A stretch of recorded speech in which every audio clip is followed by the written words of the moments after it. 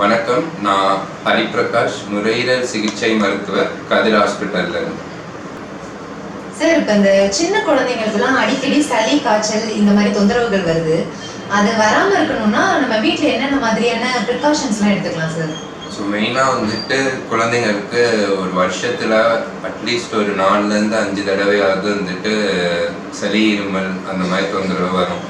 So மெயினாக நம்ம வீட்டில் வந்துட்டு அதாவது குழந்தைகளுக்கு என்ன சொல்லி தரணும்னா பர்சனல் ஹைஜீன், அதாவது எப்படி வந்துட்டு கையை வந்துட்டு அப்பப்போ சுத்தம் செய்கிறது. அது செகண்ட் வந்துட்டு என்னென்னா, இப்போ யாராவது வீட்டில் வந்துட்டு ஒருத்தவங்களுக்கு சளி, இருமல் இருந்ததுன்னா அவங்க கிட்ட குழந்தைகள் நெருங்குறத ஓரளவு தடுக்கணும். அதாவது அவங்களுக்கு சளி, இருமல் சரி ஆகுற வரைக்கும். ஏன்னா மேக்சிமம் வந்துட்டு இந்த சளி, இருமல் அந்த வைரஸ் இன்ஃபெக்ஷனுங்கிறது ஒருத்தவங்க யார் சிக்காக இருக்காங்களோ அவங்க கிட்ட இருந்து தான் குழந்தைகளுக்கு பரவும்.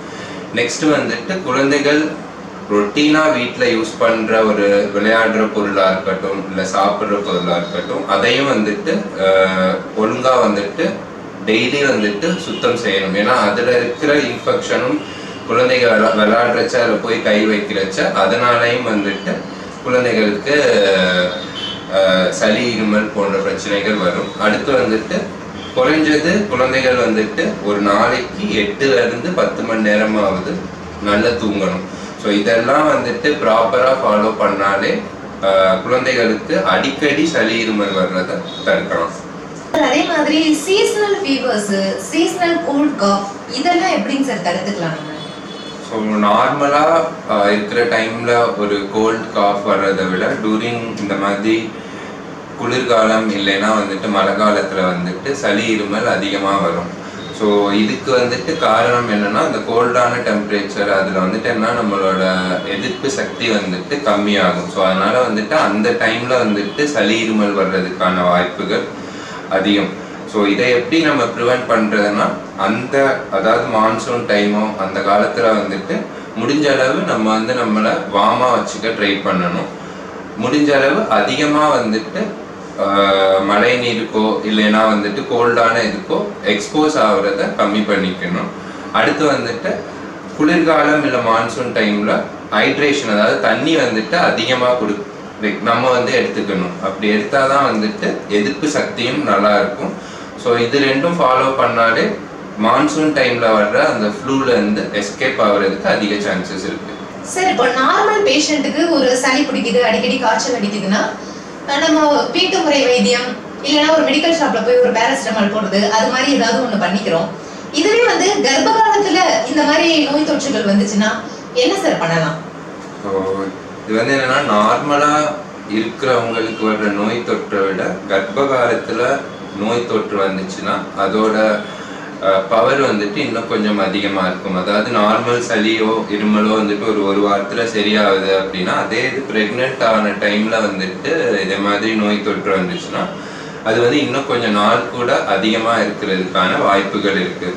ஸோ ப்ரெக்னென்ட் ஆன டைமில் மெயினாக வந்துட்டு உணவு முறைகள் ப்ராப்பராக வந்துட்டு ஃபாலோ பண்ணணும். அதாவது நல்ல சத்தான உணவு வகைகள் எடுக்கிறதுனால சளி, இருமல்லேருந்து பாதுகாக்கலாம். அது மட்டும் இல்லாமல் இப்போ சில பேருக்கு ஆஸ்துமா தொந்தரவு அந்த மாதிரி தொந்தரவு ப்ரெக்னன்சி டைம் இருக்குன்னா ப்ரெக்னன்சி அப்போ ஃப்ளூ வேக்சினேஷன், அதாவது இன்ஃப்ளூயன்ஸாக்கு அகெயின்ஸ்டாக வேக்சினேஷன் போட்டுக்கிட்டா அது வந்துட்டு சளி, இருமல் வர்றதை பாதுகாக்கிறதுக்கு காரணமாக இருக்கு.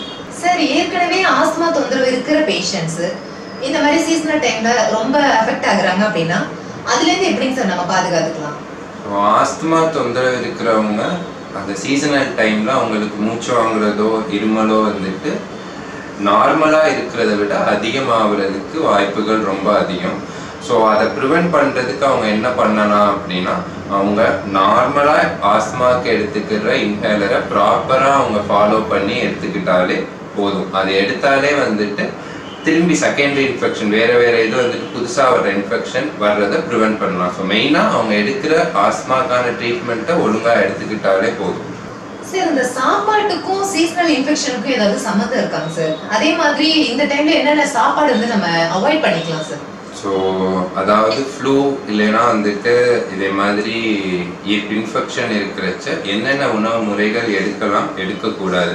ஸோ முதல்ல வந்துட்டு என்னன்னா சில பேருக்கு ஃபுட் அலர்ஜின்னு இருக்கும். ஸோ ஃபுட் அலர்ஜி இருக்கிறவங்க எந்த ஃபுட்டு வந்து அவங்க அலர்ஜி காஸ் பண்ணுதோ அதை வந்துட்டு அவாய்ட் பண்ணுறது நல்லது. ஏன்னா அலர்ஜியே வந்துட்டு ஒரு ட்ரிகரிங் ஃபேக்டர் மாதிரி இருக்கும் இன்ஃபெக்ஷன் வர்றதுக்கு. செகண்டரி எதெல்லாம் தவிர்க்கலாம்னா மேக்ஸிமம் வந்துட்டு ஃப்ரைட் ஐட்டம்ஸ் ப்ளஸ் வந்துட்டு கார்பனேட்டட் ட்ரிங்க்ஸ், சுகர் அதிகமாக இருக்கிறது, இந்த மாதிரி ஐட்டம்ஸை கம்மி பண்ணிக்கிறது நல்லது. சால்ட் இன்டேக்கும் ஓரளவு கம்மி பண்ணிக்கிறது நல்லது. எதெல்லாம் எடுக்கலாம் இல்லை எந்தெந்த ஃபுட்டுலாம் எடுத்தால் வந்து நுரையீரலுக்கு நல்லது அப்படின்னா, இப்போ விட்டமின் ஏ, சி, இ இந்த மாதிரி இருக்கிற உணவு வகைகள், அதாவது சிட்ரஸ் ஃப்ரூட்ஸ், ஆரஞ்சு, லெமன், அப்புறம் வந்துட்டு கீரை வகைகள், இதெல்லாம் நல்லது. இது மட்டும் இல்லாமல் விட்டமின் டி சத்து இருக்கிறது, அதாவது பால், முட்டை, அப்புறம் வந்துட்டு மீன் வகைகள், இதெல்லாமும் நல்லது.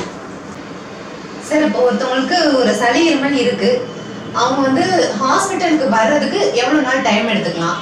இல்ல ஒரு ஹோம் ரெமெடியா ஏதோ ஒன்று ஆவி பிடிக்கிறேன் இந்த மாதிரி எத்தனை நாள் வந்து வீட்டில் அது மாதிரி இருந்து பண்ணிக்கலாம் சார்? எப்போ வந்து அவங்களை வந்து ஹாஸ்பிட்டலைஸ் பண்ணணும்? ஸோ நார்மலாக ஒருத்தங்களுக்கு சளி இருமல் இருக்குன்னா குறைஞ்சது 5-7 நாள் வந்துட்டு வெயிட் பண்ணலாம். ஸோ அது ஏன்னா 5-7 நாளில் ஓரளவு சளி வந்துட்டு கம்மியாயிடும். அதாவது நார்மலாக இன்ஃபெக்ஷன் வருது அப்படின்னா அது வந்துட்டு அப்பர் ரெஸ்பிரேட்டரி ட்ராக்ஸ், அதாவது தொண்டை வரைக்கும் இருக்கிற அந்த இடத்த மட்டும்தான் பாதிக்கும். அது யூஸ்வலாகவே ஒரு வாரத்தில் சரி ஆகிடும். அண்ட் அது வந்துட்டு அந்தளவு சீரியஸான விஷயம் கிடையாது. சப்போஸ் அதே இது தொண்டை வரைக்கும் இருக்கிற இன்ஃபெக்ஷன் அதுக்கு கீழே, அதாவது நுரையீரலுக்குள்ள வந்துட்டு பாதிப்பாகுது அப்படின்னா அது வந்துட்டு உயிரை கூட எடுக்கிற அளவு பாதிப்பான நோயா மாறும். ஸோ ஒரு வாரம் வரை வெயிட் பண்ணிட்டு அதுக்கப்புறம் இருக்குது சளி இருமல் அதை விட மோசமாகுதுன்னா உடனடியாக வந்துட்டு டாக்டரை போய் பார்க்கறது நல்லது.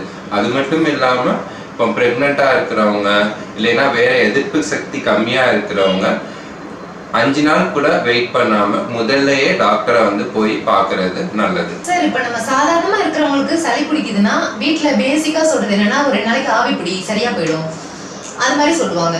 அதுவே வந்து பிரெக்னன்சி டைம்ல ஆவி பிடிக்கலாமா? அப்படியே ஆவி பிடிக்கணும்னாலும் அதுல இந்த சாதாரணமா விக்ஸ் இந்த மாதிரி போட்டு பிடிக்கலாமா இல்ல மெடிசன்ஸ் ஏதாவது யூஸ் பண்ணலாமா சார்?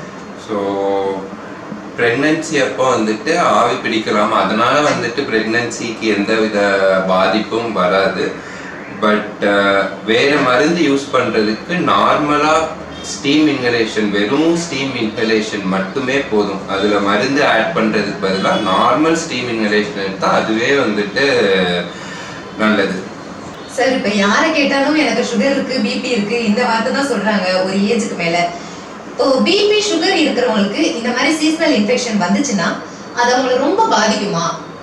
ஸோ இதே மாதிரி பிபி சுகர் இந்த பிரச்சனைகள் இருந்தால் கண்டிப்பாக வந்துட்டு ஒரு நார்மலாக வர்ற தொற்று நோயும் அவங்களுக்கு மிகப்பெரிய பாதிப்பை வந்துட்டு உருவாக்கும். அதாவது இந்த சர்க்கரை நோய் இல்லைன்னா இரத்த கொதிப்பு இது எல்லாமே வந்துட்டு நம்மளோட உடல்ல இருக்கிற எதிர்ப்பு சக்தியை வந்துட்டு கம்மி பண்ணும்.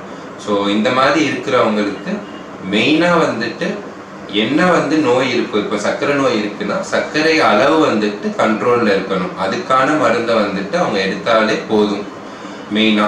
ஏன்னா இப்போ சர்க்கரை நோய் அதிகமாகுது, அதாவது சுகர் லெவல் வந்துட்டு அதிகமாகுது அப்படின்னா நார்மலா வர்ற கிருமி தொத்தானது ரொம்ப பெரிய விரைவுகள், அதாவது உடம்புல உள்ள எல்லா பகுதியையும் பரவி பாதிக்கிறதுக்கான வாய்ப்புகள் இருக்குது.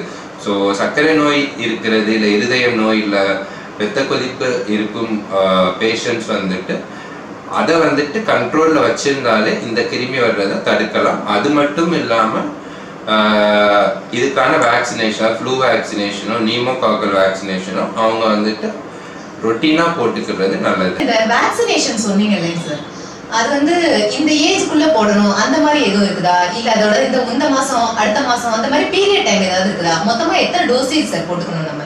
ஸோ ஃப்ளூ வேக்சினேஷன்ங்கிறதுக்கு வந்துட்டு ஏஜ் லிமிட்டுங்கிறது பெருசாக கிடையாது.